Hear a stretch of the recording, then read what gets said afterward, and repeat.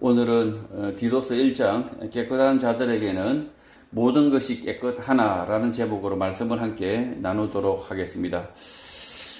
디도서는 AD 66년경 사도 바울이 로마 1차 투옥에서 석방되어 소아시아 교회를 다시 찾기 전에 그레데 섬을 거쳐가며 복음을 전하고 디도를 남겨두었고 소아시아를 떠나 마케도니아에 머물고 있을 때 기록한 것으로 추정되는 편지입니다. 그레데 섬을 바울이 로마로 호송될 겨울 거쳐간 곳으로, 이곳은 지중해 가운데의 큰 섬으로 디아스포라 유대인들이 많이 정착하여 살고 있었던 것 같습니다. 로마로 호송될 당시 겨울 날씨가 좋지 않아 그레데 섬에서 겨울을 나고 항해를 해야 한다고 바울은 선장에게 권했지만 그레데 섬 서쪽 베닉스에서 겨울 나기가 낫다고 판단한 선장이 섬을 끼고 잠시 항해를 하지만 결국 겨울에 찾아오는 유라굴라 태풍을 만나 그레데 섬에서 멀어져 표류하며 죽을 뻔하였으나 14일 만에 멜리데 섬에 도착을 하고 로마로 들어간 것입니다. 바울은 로마로 호송될 당시 이 그레데 섬으로 다시 돌아가고자 태풍과 사투를 벌였던 당시 선원들과 사람들을 회상하며 이 섬을 다시 찾았을 수 있습니다. 선원들이 살기 위하여 간절히 돌아가고자 했던 섬, 그레데 섬을 죽을 뻔했던 14일간의 표류를 함께한 바울에게도 의미가 있는 섬이었을 것입니다. 그 섬에 바울이 디도와 함께 찾아 복음을 전했던 것입니다. 지도를 참조하시면 되고요. 그레데 섬은 지중해 한가운데 있는 상당히 큰 섬입니다. 이 섬에 크레타 섬이죠. 이 섬에 바울이 로마로 호송될 때, 감옥으로 재판을 받기 위해서 로마로 호송될 때 크레테 섬에 잠시 머물렀는데 선장이 크레테 섬 서쪽편까지만 조금만 이동하다가 바람에 떠밀려서 유라굴라라고 하죠. 태풍. 우리 아시아 한국에서 지나가는 바람은 태풍이라 부르고 이 지중해의 한가운데 겨울에 찾아오는 이 바람을 유라굴라. 그래서 우리 말로는 태풍이죠. 이 태풍이 갑자기 찾아와서 원래는 섬의 서쪽 끝으로만 가서 한 겨울을 나기로 했는데 뜻하지 않게 떠밀려서 14일간 표류하고 거의 거진 죽게 되었다가 살게 됩니다. 이 섬, 크레타 섬이죠. 이 그레데 섬은 바울에게도 아주 기억에 남을 만한 섬이었다는 거죠. 1절 하나님의 종이요 예수 그리스도의 사도인 나 바울이 사도된 것은 하나님이 택하신 자들의 믿음과 경건함에 속한 진리의 지식 때문이라고 말합니다. 바울은 하나님의 종이라고 합니다. 1세기 당시에는 종이 실제하는 신문제 사회였습니다. 한국 교회 안에서 주의 종이라고 자칭하는 사람들과 전혀 다른 의미입니다. 실제 바울은 하나님의 종처럼 거친 환경 속에서 묵묵하게 일했습니다. 하나님의 종인 바울은 또한 자신을 예수 그리스도의 사도라고 말합니다. 사도는 예수님께서 직접 선택한 12사도를 일컫는 말인데 바울 자신도 사도, 예수님의 12제자 가운데 한 명이라고 말하는 것입니다. 예수님의 12제자는 예수님이 이 땅에 계실 때 직접 선택하셨지만 바울 자신은 복음을 전하기 위하여 하나님의 선택이었는데 그것을 믿는다라고 바울이 말하는 것입니다. 하나님의 구원 계획은 예수 그리스도의 복음을 통해서만 가능한데 그 복음을 전하는 도구로 바울 자신이 선택되어졌다라고 확신하는 것입니다. 바울이 이렇게 확신하는 이유는 하나님에 대한 깊은 자각, 진리에 대한 깨달음 때문이라는 것입니다. 무엇이 옳고 그른지, 진리가 무엇인지 알지 못하는 사람들이 확신이 없지만 바울은 분명하게 확신을 합니다. 자신은 누구이고 무엇을 해야 하고 무엇을 할 수 있는지 분명하게 아는 것입니다. 진리 대신 예수 그리스도 그를 보내신 하나님의 뜻을 명확하게 깨달았다는 것입니다. 하나님은 예수 십자가 복음을 전하기 위하여 선택한 그릇, 도구, 그 사람은 바울입니다. 성경 말씀을 읽고 묵상을 하다가 바울은 내가 그 사람이다 라는 사실을 명확하게 깨달은 것입니다. 역설적이게도 내가 누구인지 알려면 예수 그리스도를 명확하게 알아야 하는데 그 안에 내가 있기 때문입니다. 예수 그리스도를 정확하게 알지 못하면 내가 누구인지, 무엇을 할 수 있는지, 무엇을 하고 갈지 알지 못하는 것입니다. 이 영화 관상에 보면 내가 왕이 될 상인가 이러면서 자신의 운명에 대해서 관심을 가집니다. 내가 무엇을 할 수 있고 내가 무엇을 하고 갈지 궁금한 게 사람들입니다.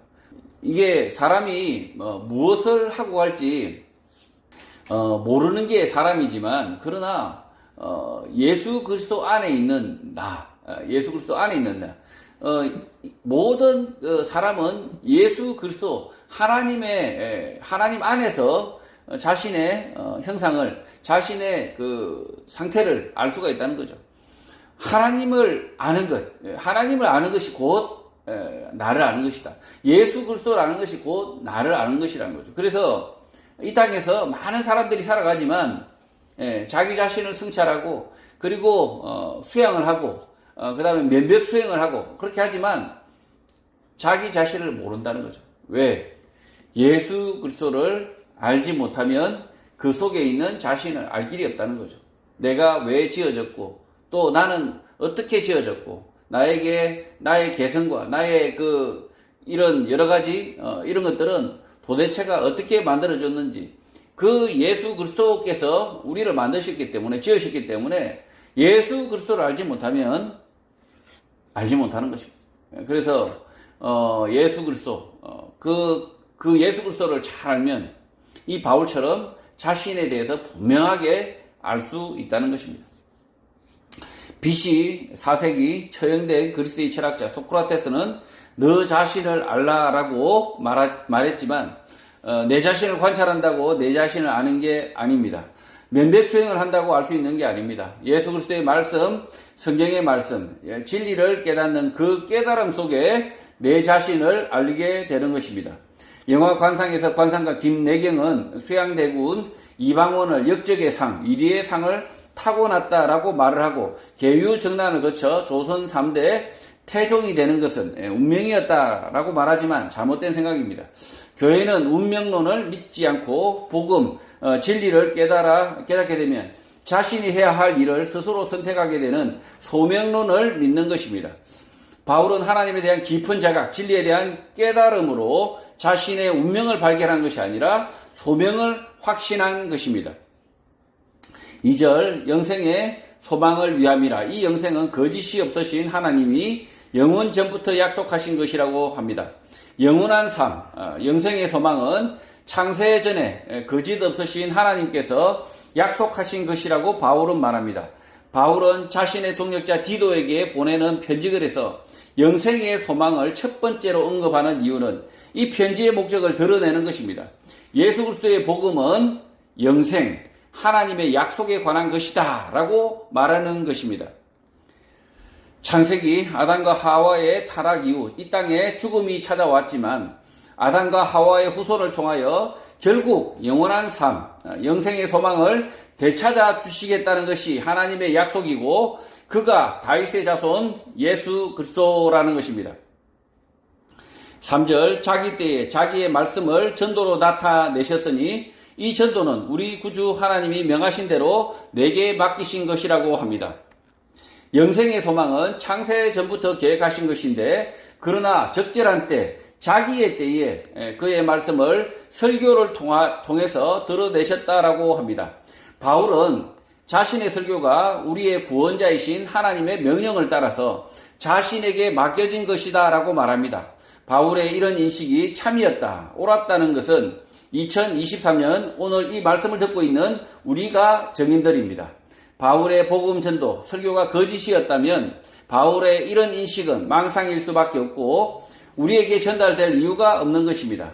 바울이 전한 복음, 말씀들은 신약 성경, 기록된 말씀으로 분명하게 전달되고 있습니다. 바울의 이런 편지글을 성경 하나님의 말씀으로 받아들이는 이유가 바울의 전도, 복음, 설교가 하나님의 명령으로 인정하고 받아들이기 때문입니다. 우리도 이 바울의 전도, 이 복음 설교가 하나님의 명령으로 행해졌다라고 우리가 인정하고 받아들이기 때문에 이 디도서와 같은 이 서신서들을 성경으로 우리가 받아들이고 있다는 거죠. 4절, 같은 믿음을 따라 나의 참아들 된 디도에게 편지하노니 하나님 아버지와 그리스도 예수 우리 구주로부터 은혜와 평강이 내게 있기를 바란다고 합니다. 편지의 수신자는 디도, 티투스입니다. 디도에 대해서 신약 성경에서는 자세하게 설명하고 있지 않지만 바울의 1차 전도 여행에서 복음을 받아들인 헬라인으로 바울의 제자, 바울의 동역자로 알려진 인물입니다. 이방인 사역자로 바울을 대신하여 고린도 교회를 방문했었고 지금 이 큰 섬 그레데에 남아 복음을 전했던 것입니다. 이 디도를 바울은 믿음으로 낳은 나의 참 아들이라고 말하고 있습니다. 디도에 대하여 바울이 이렇게 말하는 이유는 디도가 인간적으로 매우 친밀했기 때문이다. 오래 교류했기 때문이 아닙니다. 디도 또한 바울이라는 사람이 좋아서 그를 따르고 친밀하게 교류한 것이 아닙니다.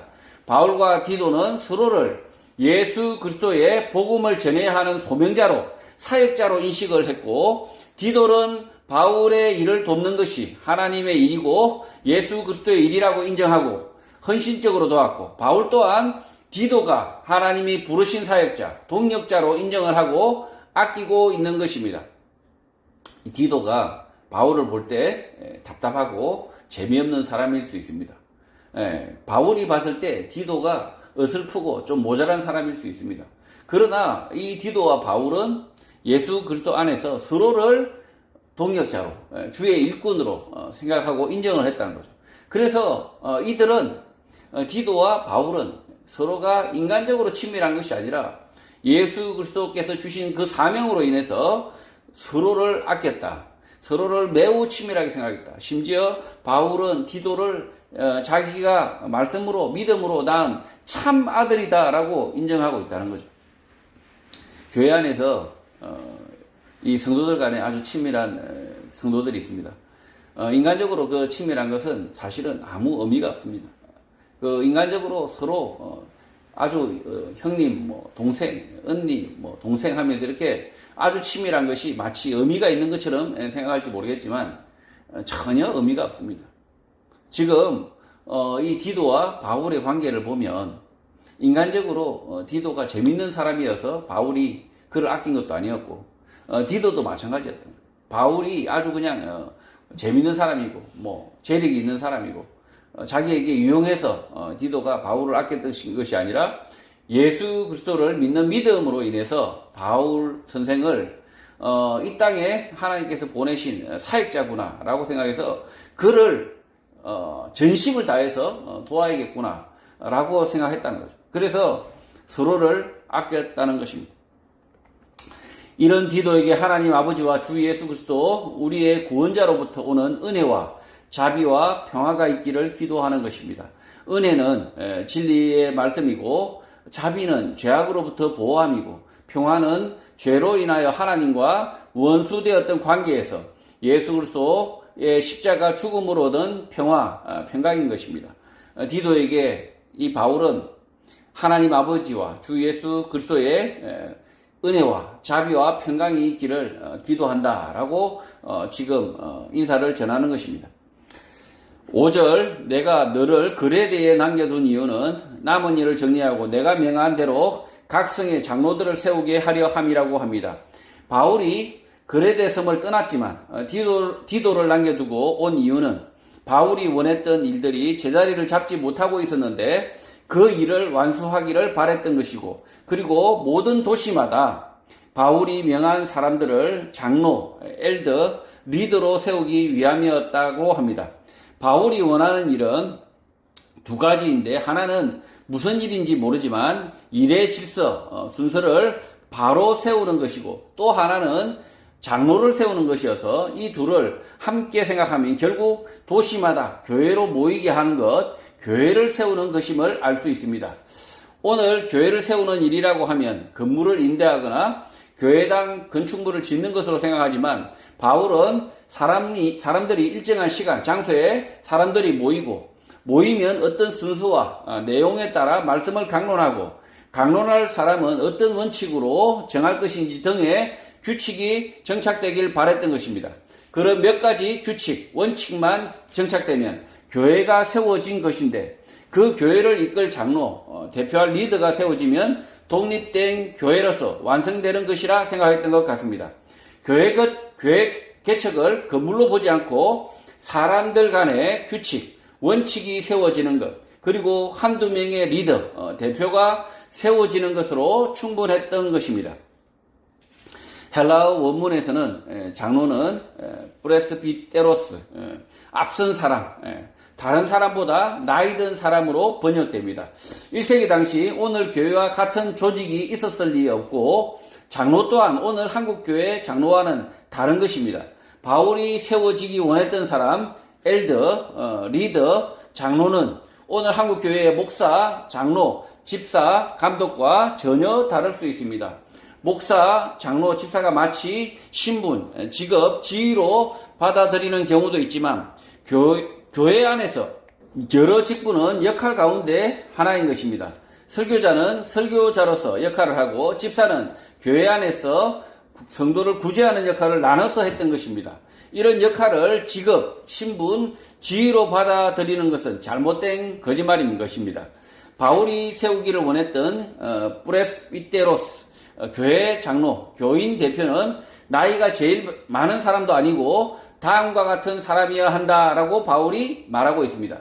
지금 여기서 장로로 번역하고 있지만 개역 개정 성경에서 장로로 번역하고 있지만 실제로는 이때 1세기 당시에는 교회 안에 직분이 이렇게 나눠지지 않았습니다. 나눠지지 않았기 때문에 이 헬라 원문에서도 이 사람을 그냥 뭐라고 표현해야 될까라고 고민해 보면 교인 대표다라고 밖에 볼 수 없다는 거죠. 그러니까 이때 당시에는 직분도 없었습니다. 교인 대표가 모든 일을 하고 있는 상황이었다는 거죠. 모든 일을. 교인 대표가 설교도 하고 설교할 사람도 정하고 또 훈계도 하고 책망도 하고 그래서 지금 디도서에 보면 이 이후에 말하고 있는 이 교인 대표가 해야 될 일에 대해서 그리고 교인 대표는 어떤 사람으로 세워야 되는지에 대해서 바울이 말하고 있습니다. 6절 책망할 것이 없고 한 아내의 남편이며 방탕하다는 비난을 받거나 불순종하는 일이 없는 믿는 자녀를 둔 자라야 한다고 합니다. 교회를 대표할 사람은 폭력으로 비난받거나 제멋대로 행동하지 않는 믿음의 자녀를 두어야 하고 한 여자의 남편으로 비난받을 것이 없어야 한다고 말하는 것입니다. 이런 기준에 부합하면 교회의 대표, 교인의 대표로 세우면 된다는 것입니다. 지금 이 디도서는 계속 한 사람을 말하고 있습니다. 한 사람. 교인 대표를 말하고 있습니다. 다른 직분이 여러 사람의 직분이 있는 것이 아니라 한 사람을 지금 말하고 있습니다. 7절 감독은 하나님의 청지기로서 책망할 것이 없고 제 고집대로 하지 아니하며 급히 분내지 아니하며 술을 즐기지 아니하며 구타하지 아니하며 더러운 이득을 탐하지 아니한다고 말합니다. 헬라어 원문에서 감독은 에피스코포스, 관찰자, 감독자인데 감리교에서 감독으로 부르고 천주교에서는 비숍, 주교로 부릅니다. 그러나 이 감독은 문맥을 살펴보면 앞선 본문의 엘더, 장로와 같은 교인 대표와 같은 사람으로 보입니다.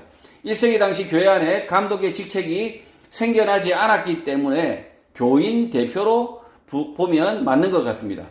교인의 대표는 교인들의 감독자 역할도 해야 하기 때문에 하나님의 청지기로 사람들로부터 비난받을 일을 한 사람은 안 된다라고 말합니다. 또 자기 고집대로 하는 독선적인 사람, 너무 쉽게 화를 내는 사람, 술 취하는 사람, 공격적인 사람, 더러운 이익을 추구하는 사람은 안 된다는 것입니다. 지금 이 한 사람을 말하고 있습니다. 이 한 사람이 이 교인 대표가 감독자의 역할도 해야 된다라고 지금 말하고 있다는 거죠. 8절 오직 나그네를 대접하며 선행을 좋아하며 신중하며 의로우며 거룩하며 절제하는 사람이어야 한다고 말합니다. 킹 제임스 영문 성경을 보면 이 말씀의 의미를 잘 알 수 있는데 그러나 교인의 대표는 대접을 잘하는 사람, 호의를 잘 베푸는 사람이어야 하고 선행을 좋아하고 술 취하지 않고 거룩하고 온유해야 한다고 말하는 것입니다. 9절 밑본 말씀의 가르침을 그대로 지켜야 하리니 이는 능히 바른 교훈으로 건면하고 거슬러 말하는 자들을 책망하게 하려 함이라고 합니다. 이 말씀의 뜻을 명확하게 이해하기 위해서는 킹제임스 인문 성경과 헬라어 원문 성경을 함께 보아야 합니다. 교인의 대표는 그가 배운 대로 그대로 믿음의 말들을 단단하게 굳건하게 지키기 위해서 믿음의 반대자들을 바른 교리, 말씀으로 설득하고 훈계할 수 있어야 한다라고 말하는 것입니다. 여기 보면 이제 사운드 독트린, 그러니까 건전한 바른 독트린, 주의, 이런 교리 이런 것으로 이 교인 대표가 가지고 있어야 된다는 거죠. 그래야 이 말씀을 굳건하게 지킬 수 있다는 거죠. 그리고 반대자들이 이상한 자들이 교회 안에 들어오면 이렇게 처단할 수 있다는 거죠. 개역 개정 성경에서 거슬러 말하는 자들은 헬라어 안틸레고 대립하는 사람들이고 킹제임스 영문 성경에서 the gainsayer 그러니까 이익을 쫓아서 말하는 사람들인 것입니다. gain 이득이죠. say 말하다는 죠. 그래서 the gainsayer 이득을 쫓아서 말하는 사람들인 것입니다. 믿음의 사람들과 반대되는 사람들인데 이런 사람들을 설득하고 훈계할 수 있어야 한다. 두 가지 모두를 할 수 있는 사람이어야 한다고 말하는 것입니다. 한국 교회 안에서 많은 논쟁들이 있습니다. 논쟁들을 살펴보면 말씀으로 설득해야 하는 경우도 있지만 책망하고 비난해야 하는 경우가 더 많습니다. 말씀과 정반대되는 행동을 하면서 마치 믿음의 행동인 양 하고 아무런 문제인식이 없는 경우입니다. 이런 경우는 설득이 아니라 훈계, 책망을 해야 하는 것입니다. 설득과 훈계는 교회 안에서 일어납니다. 교회 밖에서는 설득할 일이 없고 훈계, 비난할 일이 없습니다. 바울은 교회 안에서 들어온 사람 가운데 복음, 말씀을 잘못 알고 있는 사람은 가르쳐 설득하고 가르쳤음에도 불구하고 여전히 악한 말과 행동, 거짓 가르침을 고집하면 훈계, 비판을 해야 한다는 것입니다. 교회가 설득만 하죠. 교회가 설득만 합니다. 교회의 지도자들이 잘못된 가르침 그리고 잘못된 행동을 하는 성도들을 끝까지 사랑함으로써 설득하려고 합니다. 설득하려고 한다. 그러나 바울은 그렇게 말하지 않습니다. 설득할 자는 설득하고 훈계하고 비난하고 내쫓을 자는 내쫓으라고 이야기하고 있다는 거죠. 이 두 가지를 할 수 있어야 된다는 거죠. 괜히 온정주의에 빠져가지고 거짓 가르침을 그대로 고집하고 있는 사람들을 교회에 두고 그래서 그 사람들이 무리가 되어서 그래서 이상한 교회가 하나 더 만들어진다면 그 책임은 그 온정주의에 빠졌던 그 교인 대표 그러니까 장로, 리더, 이런 엘더 이 사람들에게 있다는 거죠. 10절 불순종하고 헛된 말을 하며 속이는 자가 많은 중 할례파 가운데 특히 그렇다고 말합니다. 교인의 대표 감독제를 세워야 하는 이유는 사람들 가운데 제멋대로 말할 때 과장 허풍이 심하고 사람들을 속이는 사람 사기꾼이 많기 때문인데 특히 유대인 할례파 가운데 많다는 것입니다. 이런 사람들이 많기 때문에 교인 대표를 세워 설득을 하고 안 되면 훈계, 책망, 비난을 하도록 하라는 것입니다. 내쫓으라는 이야기죠. 한국교회에서 광화문광장에서 매주 제멋대로 말하고 허풍 과장이 심한 사람들을 속이는 사람은 우리는 잘 알고 있습니다. 당시에는 유대 할례파 가운데 이런 사람이 많았지만 오늘 한국교회의 교단 가운데 대신과 기하성, 순복음 교단이 이런 역할을 하고 있습니다. 이 대신, 기하성, 순복음 여기 교회 교단에서 보면 참 이단들이 많이 나온다는 거죠. 11절 그들의 입을 막을 것이라 이런 자들이 더러운 이득을 취하려고 마땅하지 아니한 것을 가르쳐 가정들을 온통 무너뜨린다고 말합니다. 이 말씀도 킹제임스 영문 성경을 보면 모든 집을 전복시키려 한다, 무너뜨리려 한다고 하는데 모든 집은 가정이 아니라 홀 하우스, 모든 집들, 그러니까 세워진 교회, 교인들을 말하는 것입니다. 교회 안에서 그들의 입을 막으라, 말하지 못하도록 하라고 바울은 명합니다. 제멋대로 말하고 말할 때 과장 허풍이 심하고 사람들을 속이는 사람들은 입을 닫게 해야 한다는 것입니다. 입을 닥치게 해야 된다는 거죠. 그 이유는 그들이 의무도 아닌데 교회 안에서 교인들을 가르치려 하는데 그들이 가르치는 이유는 더러운 돈, 더러운 이익을 위해서 그렇게 한다는 것입니다. 가짜 목사, 사이비 전도자들이 있는데 그런 자들은 입을 막아야 한다. 못 가르치게 해야 한다는 것입니다. 교회 안에 이렇게 더러운 이익을 위해서 성경을 가르치는 사람들이 있다는 거죠. 성경을 핑계로 아주 더러운 이익을 위해서 성경을 가르치는데 그것이 제대로 된 성경을 가르치는 것이겠습니까? 그렇지 않다는 거죠. 모든 집을 전복시키려 한다. 그러니까 교인들을 다 망치려고 한다는 거죠. 실제 목적은 성경의 말씀을 가르치는 거예요. 심지어 그들은 의무도 아닌데 자발적으로 한다는 거예요. 자발적으로. 자신들이 시키지도 않았는데 성경의 말씀을 가르치려고 한다는 거죠. 교인들을 가르치려고 하는데 그것이 결국은 그들이 하는 짓은 더러운 이익, 더러운 돈을 취하기 위해서 그렇게 한다는 거죠. 12절 그레데인 중에 어떤 선지자가 말하되 그레데인들은 항상 거짓말쟁이이며 악한 짐승이며 배만 위하는 게으름뱅이라고 말했다고 합니다. 그들 가운데 한 사람, 심지어 선지자로 불려지는 그 사람조차도 그레데인들은 항상 거짓말 잘하고 악한 짐승이고 느린 배만 위하는 사람이라고 한다는 것인데 이 말은 선지자로 불려지는 그 사람도 제멋대로 말하고 있고 말할 때 과장, 허풍이 심하고 사람들을 속이는 말, 자신의 더러운 이익을 위해서 이렇게 말하고 있다는 것입니다.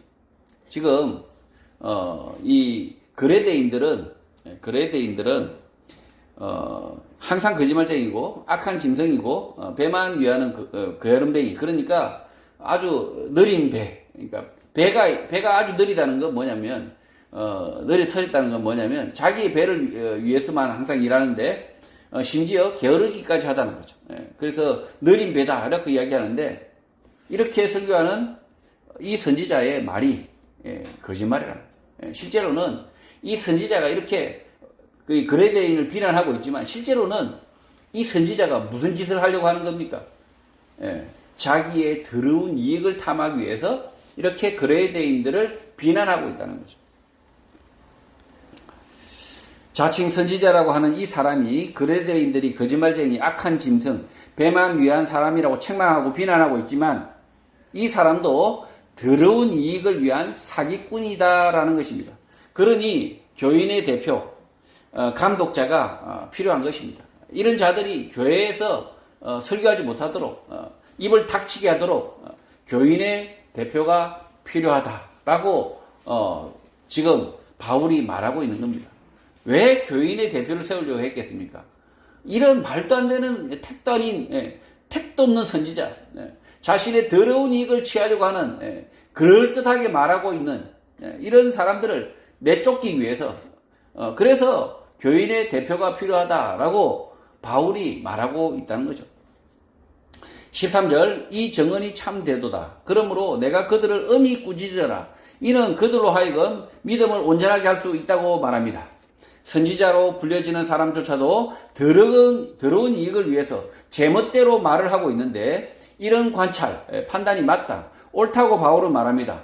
그래서 교인의 대표는 제멋대로 말하고 허풍이 심하고 사기를 치는 사이비 선지자를 추종하는 교인들을 신랄하게 꾸짖어서 올바른 믿음 가운데 있을 수 있도록 해야 한다고 말하는 것입니다. 그레데의 사이비 선지자는 그레데인들은 거짓말쟁이, 악한 짐승, 배만을 위한 사람들이라고 말하고 있고 그 말이 그럴듯해 보였지만 그레데 섬에 다수의 거짓말쟁이가 있지만 소수의 믿음의 사람도 있는 것이 진실이고 악한 짐승만 사는 것이 아니라 불의와 맞서 싸우는 성도도 있고 자신의 배만을 위해 사는 자들만 있는 것이 아니라 하나님의 나라, 진리와 의를 위해 사는 소수의 사람들도 있었던 것이 사실인 것입니다. 사이비 선지자가 이렇게 말하는 이유, 다른 데 있지 않고 자신을 높여 더러운 이익, 더러운 돈을 취하기 위함이라는 것입니다. 이 선지자가 그레데인들은 거짓말쟁이, 악한 짐승, 배만을 위한 사람들이다. 이렇게 맹비난하는 이유가 자신은 거룩하고 자신은 높은 사람, 그렇게 해서 더러운 이익을 성도들로부터 뺏기 위해서 그렇게 말한다라고 지금 바울이 지적하고 있는 겁니다. 이 말씀을 잘못 전하는 경우가 많습니다. 그레데인들이 나쁜 놈들이 많다라고 이렇게 설교하는 교회들이 많습니다. 그러다 성경 본문을 자세히 살펴보면 그레데인들이 나쁜 놈들이다라고 하는 이게 거짓말이라는 거예요. 그레데인들이 전적으로 다 나쁜 놈들이 아니었다는 거죠. 이 그레데인들은 거짓말쟁이, 악한 짐승, 자신의 배만을 위한 자들이다라고 이야기하는 이 부분은 오해할 수 있는데요. 그레데섬은 휴학한 곳이다라고 말하는 설교자도 있으나 문맥을 따라서 살펴보면 바울이 말하는 의도와 정반대입니다. 이 선지자가 그레데인들은 거짓말쟁이, 악한 짐승, 자신을 배만을 위한 자들이다라고 맹비난하는 이유가 이들이 제멋대로 말하고 있다는 거죠. 제멋대로 말을 해서 결국은 이렇게 그레데인들을 비난하면 사람들은 좋아라 합니다. 좋아라 합니다. 어떤 설교자들이 또 경상도 놈들, 그 흉악한 놈들 이렇게 말하면 좋아라 하지만, 이렇게 심하게 말하면 좋아라 하지만, 그러나 그렇게 말하는 선지자, 그 선지자는 결국은 자신의 배를 위해서 그렇게 흉악하게 거짓말하고 있다는 거죠. 14절, 유대인의 허탄한 이야기와 진리를 배반하는 사람들의 명령을 따르지 않게 하려 함이라고 합니다. 교인의 대표는 이런 자들에 대하여 엄히 꾸짖는데, 그 이유는 유대인의 우화, 어리석은 이야기에 관심, 주의를 가지고 따르지 못하도록 하는 데 있고, 진리로부터 떠나 계명에 붙잡힌 사람들, 율법주의자들을 따르지 않도록 하는 데 있다는 것입니다. 유대인의 우화, 어리석은 이야기라고 하면 쉽게 떠날 수 있을 것 같은데, 실제는 이것이 한국 교회의 전통, 교회의 상식으로 통용되는 일일 수 있어서 사람들이 떠나지 못하는 것입니다. 교회의 전통, 교회 안의 상식으로 받아들이는 것 가운데 성경 말씀과 전혀 무관한 것, 어리석은 행동이 수없이 많습니다. 지금 이 유대인의 우화, 어리석은 이야기라고 이야기하고 있습니다. 이런 이야기에 빠지지 말라는 이야기죠. 근데 이렇게 어리석은 이야기라고 하면 금방 안 따를 것 같은데 그렇지 않다는 거죠.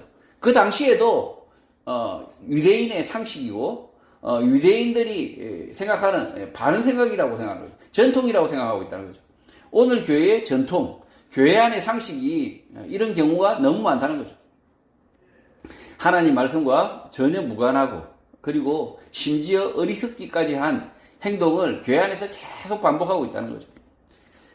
그 가운데 하나가 수능 기도회입니다. 교회 성도는 수능 날짜와 무관하게 학생은 열심히 공부하고, 그 부모는 평소와 다름없이 주의 일을 열심히 하며 기도하며 살면 되는 것입니다. 수능이 다가온다고 해서 특별하게 살 필요가 없다는 거죠.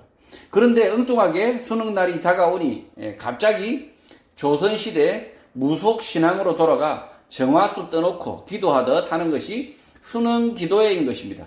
기도하는 것이 무엇이 나쁜가라고 말하는 분도 있지만, 그렇게 기도하는 것은 음란한 것, 악한 것입니다. 그렇게 기도하는 것은 법당이나 교회당이나 마찬가지라는 것입니다. 이제 지금 수능날이 다가옵니다. 교회가 수능 기도회를 하는 것이 마치 상식, 교회인 것처럼 생각하지만 아주 악한 것이라는 거죠. 실제로 교회가 어리석은 짓이라는 거죠. 이 수능날이 다가올수록 더 학생은 열심히 공부하고, 그 부모는 어떻게 됩니까? 평소와 전혀 다름없이 주의 일을 더 열심히 하면 되는 것입니다. 그런데 교회당에 335 모여가지고, 그리고 이 불자들은 또 법당에 모여가지고 불공을 드립니다. 교회당에서 기도 이렇게 하는 거나 법당에서 하는 거나 뭐가 다르죠? 전혀 다르지 않습니다. 똑같습니다. 자기 자녀의 복을 비는 기복 행위를 하고 있는 거죠. 주술 행위를 하고 있는 거죠. 이건 하나님 보시기에 악한 짓이라는 거죠. 율법주의, 계명주의도 마찬가지입니다. 교회 목사 가운데 담임 목사가 있고 떠받드는 게 교회의 질서, 율법, 계명인 줄 아는 사람들이 많습니다. 예수님의 말씀은 정반대입니다. 교회 담임 목사도 손과 발이 다 있어서 다른 교인들과 마찬가지로 알아서 하는 게 맞는 것입니다. 그레데 교회의 교인 대표는 바울이 가르친 복음, 말씀 가운데 서서 잘못된 유대교 가르침과 율법주의 등에 맞서서 싸워야 하는 사람이었던 것입니다. 15절 깨끗한 자들에게는 모든 것이 깨끗하나 더럽고 믿지 아니하는 자들에게는 아무것도 깨끗한 것이 없고 오직 그들의 마음과 양심이 더럽다고 말합니다. 바울이 가르친 복음, 예수님의 말씀을 받아들인 사람들, 순결한 사람들은 모든 것이 깨끗하다고 말합니다. 예수 그리스도의 말씀을 순전하게 받아들인 사람들의 말과 행동, 모든 일에서도 깨끗할 수 있다는 것입니다. 반대로 더럽고 믿지 아니하는 자들에게는 아무것도 깨끗한 것이 없는데 그 이유는 그들의 마음과 양심이 더럽혀져 있기 때문이라는 것입니다. 예수 그리스도의 말씀, 믿음이 없다면 그 사람의 말과 행동, 제대로 된 것이 하나도 있을 수 없다는 것입니다. 예수 그리스도의 말씀을 순전하게 받아들이지 않은 사람, 그 말씀을 따르지 않는 사람은 뭔 일을 하더라도 더럽다는 거죠. 그 동기가 예수 그리스도의 말씀이 아니라 자신의 욕심이고 욕망이기 때문에 무슨 일을 하든 무슨 일을 계획하든 이미 더럽다는 거죠. 그러나 예수 그리스도의 말씀만을 쫓겠다고 하는 성도들이 하는 행동은 그 모든 일이 깨끗하다라고 이야기하고 있는 거죠. 16절 그들이 하나님을 시인하나 행위로는 부인하니 가증한 자요 복종하지 아니하는 자요 모든 선한 일을 버리는 자라고 합니다. 바울이 가르친 복음, 예수님의 말씀을 받들지 않는 사람들은 하나님을 안다고 고백, 시인을 하지만 그 일에서 하나님을 부인하는 자들이다 라고 말합니다. 겉으로는 교인, 성도라고 하지만 실제 일상생활 속에서, 일 속에서 하나님을 부인하는 자들이라는 것입니다. 그들은 가증스럽고 불순종하고 모든 좋은 일에 대하여 비난하는 사람들이라는 것입니다. 이런 사람들이 교회 안에 꼭 있습니다. 입으로는 하나님을 믿는다라고 말하지만 성경의 말씀, 예수님의 말씀에 대한 이해, 깨달음이 전혀 없습니다. 성경 말씀에 대해서 아주 무지하다는 거죠. 자신의 생각에 성경 말씀, 예수님의 말씀을 막 이렇게 가져다 붙입니다. 성경 말씀에 대해서는 아주 무식하면서 자신의 생각에 성경 말씀을 막 갖다 붙인다는 거죠. 그러니 모든 일 속에서 하나님을 부인하는 짓만 하고 가증스럽고 불순종하고 모든 좋은 일, 선한 일을 질책하는 엉뚱한 일만 하는 것입니다. 교회 생활을 오랫동안 하면 이런 사람 한두 명은 금방 머릿속에 스치듯 지나갑니다. 교인 대표는 이런 사람들에 대하여 설득하고 훈계, 질책, 비난할 수 있어야 하고 필요하면 교회 안에서 말하지 못하도록 금지시키고 더 심하면 교회 밖으로 내보내야 한다고 바울은 말하는 것입니다. 교회 안에 선한 일에 대하여 비난하는 사람들이 생겨나는 이유, 원인은 성경의 말씀, 예수님의 말씀을 자신의 욕심, 자신의 생각 때문에 순전히 진심으로 받아들이지 않기 때문인 것입니다. 교회 안에 교회 재직회나 이런 걸 하면 정말 얼토당토하게 막 비난하는 사람들이 있습니다. 지금 얼토당토 않게 성경의 말씀과 전혀 반대로 자신의 생각을 쫓아서 막 비난하는 사람들이 있습니다. 주로 왜 교회의 돈을 낭비하냐 이렇게 이야기합니다. 교회의 돈을 왜 낭비하냐 이렇게 막 맹비난하는데, 그래서 교회의 돈을 마치 아끼려고 하는 알뜰한 사람인 것처럼 보이지만 실제는 그렇지 않다는 거예요. 실제는 하나님의 일을 거르치는 사람, 자기 생각에 사로잡힌 사람, 말씀에 대해서 무지한 사람, 아주 전혀 말씀에 대한 깨달음이 전혀 없는 사람이 이런 말을 한다는 거죠. 그래서 선한 일에 비판하고 비난하고 이렇게 하는 성도가 있다는 거죠. 이런 성도는 교인의 대표가 뭐 하라고 그랬습니까? 입을 닥쳐라 이렇게 질책하고, 그렇게 하지 않으면 내쫓아라는 거죠. 내쫓아라. 교회 안에서 냉정하게 내쫓아라는 거죠. 교회는 물질을 섬기는 교회가 아닙니다. 이 교회가 재산을 많이 모아야 되는, 그리고 교회가 아주 근검전략해서 이렇게 재산을 많이 알뜰하게 아주 효율적으로 물질을 써야 하는 것이 교회가 아닙니다. 교회는 주의 말씀대로 헌금이 쓰여져야 합니다. 주의 말씀대로 그것이 낭비가 된다 할지라도, 허비가 된다 할지라도 주의 말씀을 쫓아서 교회 헌금은 사용되어져야 합니다. 그래서 아프가니스탄에 많은 젊은이들이 가서 거기에서 두 사람의 아까운 젊은이들이 목숨을 잃었습니다. 희생했습니다. 허비했습니다. 그러나 교회는 위험하니까 가지 말아야 된다. 전혀 말도 안 되는 소리입니다. 그렇게 말하는 사람들은 말씀에 대한 무지한 자들이고, 그리고 배역하는 자들이라는 거죠. 이 땅의 복음이 누구로부터 전해졌습니까? 그 영국의 가장 잘 배운 아들, 가장 그 꽃다운 나이에 중국 선교사로 왔다가 이 대한민국에, 그리고 이 조선이라는 나라에 토마스 선교사 이 와서 복음을 전하고 전하지도 못하고 젊은 나이에 순교했지 않습니까? 그것을 통해서 우리가 복음을 받은 것입니다. 그래서 교회는 왜 돈을 허비하냐? 왜 시간을 낭비하냐? 효율적으로, 그리고 돈을 아껴서 이렇게 교회를 운영해야 되는 것이 아니라 주의 말씀만을 쫓아야 된다는 거예요. 하는 일마다 이 교회의 말씀, 예수 그리스도의 말씀에 대한 순종이 없는 사람들은 하는 일마다 가정스러운 소리만 한다는 거죠. 그러나 반대로 주의 말씀, 예수 그리스도의 말씀만을 온전하게, 순전하게 믿는 성도들은 하는 말마다 예쁜 말만 하고, 하는 말마다 깨끗한 일만 한다는 거죠.